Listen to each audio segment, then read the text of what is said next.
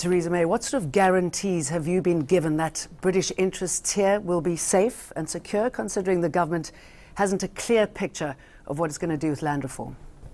Well, first of all, what I'm pleased about today is the discussions I've had about the enormous ambition there is here in South Africa for future investment in South Africa. And with the United Kingdom being the biggest investor in South Africa, this means that actually we have a significant role to play in the future.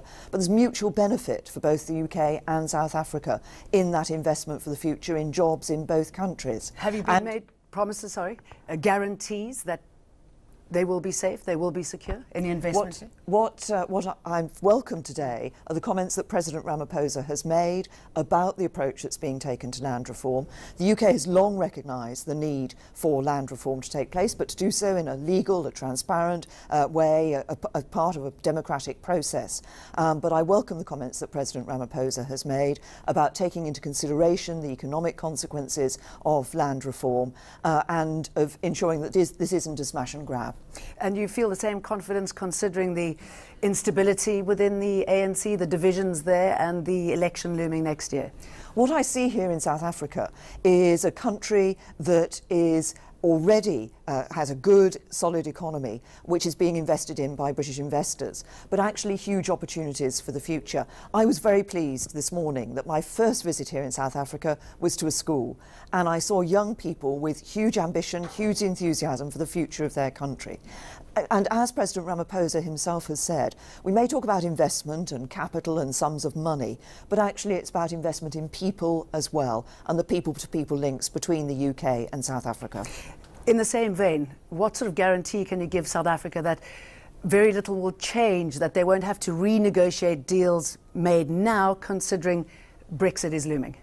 Well, first of all, one of the important things that we've done here on this trip is to sign an agreement that is about ensuring that we can transition the current economic partnership agreement that Southern African countries have, SACO and Mozambique have, with the European Union, to be an agreement with the United Kingdom when we leave the EU.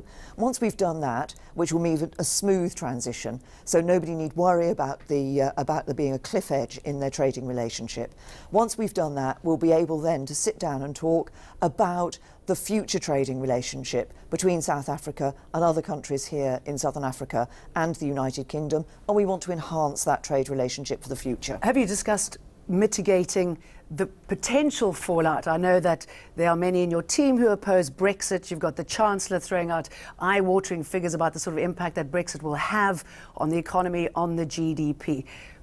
How do you plan to go around that here in South Africa if it were to have that sort of negative impact? Well, first of all, what we're working for as a UK government is a good deal, a good future relationship with the European Union. That's what we're sitting down and negotiating with the European Union, and I believe a deal that is in the interests of the United Kingdom will also be in the interests of a strong European Union for the future as well. Even if that's a no deal? But leaving, we have to accept that obviously we're in negotiations. We don't know what the outcome of those is going to be. We're working for a good deal, but it makes absolute common sense for a government to be making the arrangements to say what are the preparations necessary should it be no deal.